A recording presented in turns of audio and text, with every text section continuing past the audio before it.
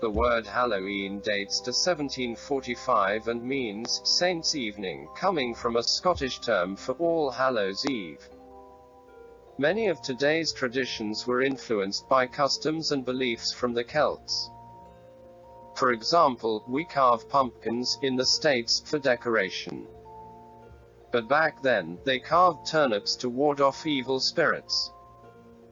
As for trick-or-treating, in Britain and Ireland, it was vastly different than what most US children know today. In the 15th century they would take soul cakes from house to house in return for them praying for their souls.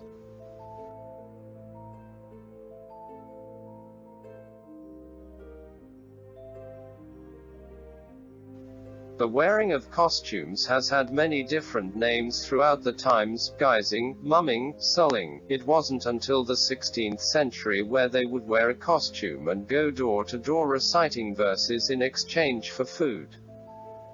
If they did donate food, they then would expect good fortune. But if not, then bad luck could fall upon their home. It was also suggested that dressing up evolved from a tradition where people impersonated the souls of the dead to not only please the spirits but to also protect oneself from them.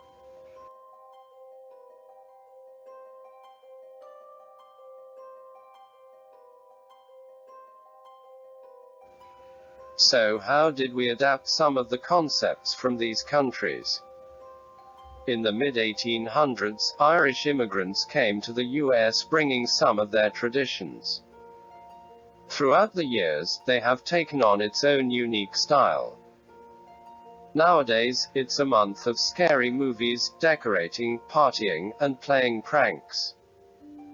But for most of the children, it's all about what to dress up as and who gets the most candy.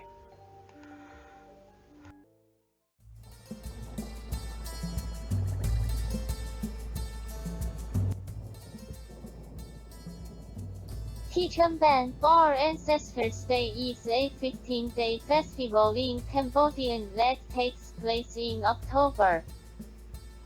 During this time, they pay their respects to deceased relatives, up to 7 generations, with candles, feasts, buffalo races and other rituals.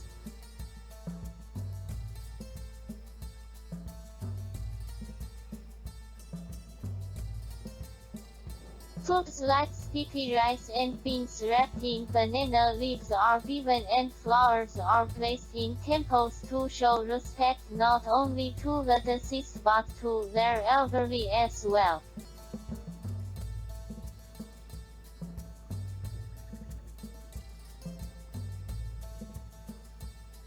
On the final day, monks chant continuously, without sleep, to signal the gates of hell opening where spirits of ancestors are active.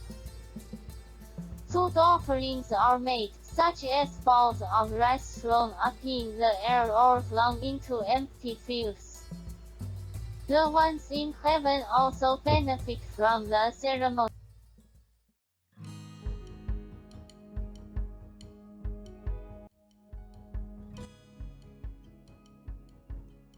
Pronounced Samhain. This is a Gaelic festival that usually begins on November 1st, but most celebrations begin October 31st.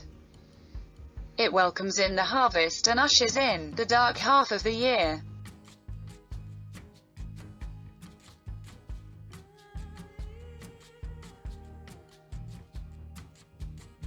After the harvest work was completed, everyone would gather to light a community fire using a wheel that would cause friction and spark flames. Participants would then take a flame from this fire and use to light their own hearths.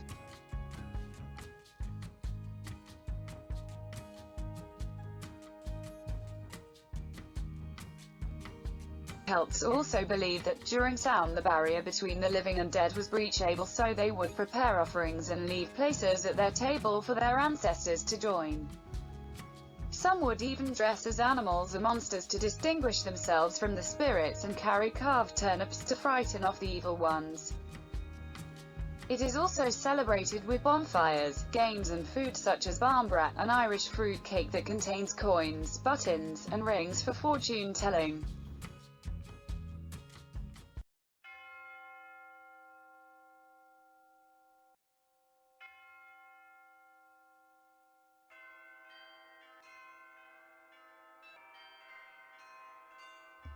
Also known as All Hallows Day, the Feasts of All Saints, and Solemnity of All Saints, is celebrated in honor of all the saints, known and unknown.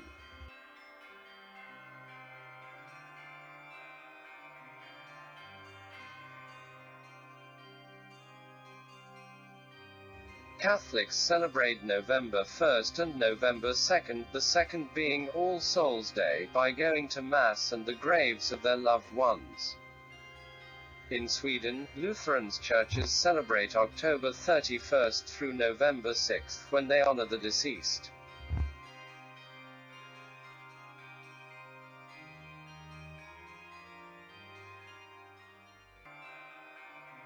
This event is celebrated worldwide, and many have their own traditions.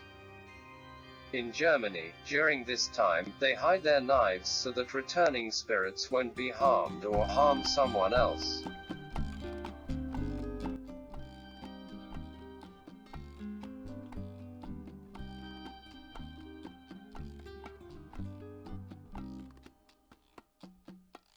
This Mexican holiday celebrates the cycle of life and death.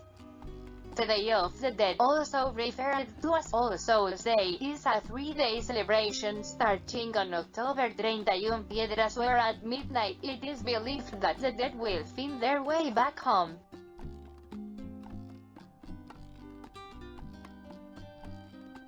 Families set up altars with Mexican marigold flowers. These are thought to attract the souls of the deceased with their bright color and strong scent, photographs of their loved ones, candles and incense to help guide the spirits.